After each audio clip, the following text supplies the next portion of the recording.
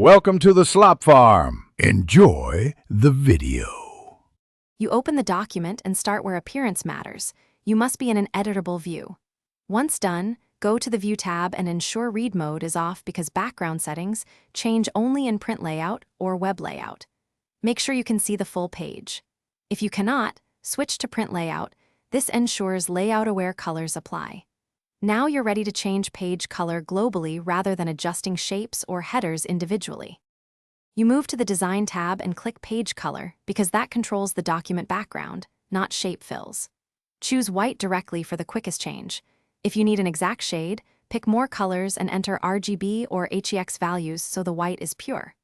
Once you select white, the whole page updates on screen and in compatible views.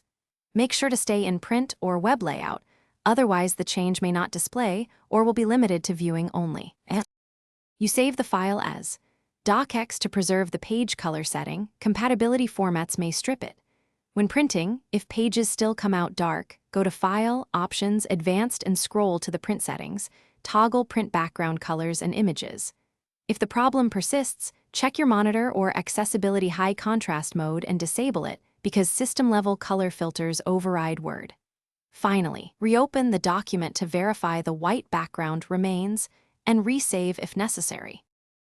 Thanks for watching. Consider subscribing if we helped you today.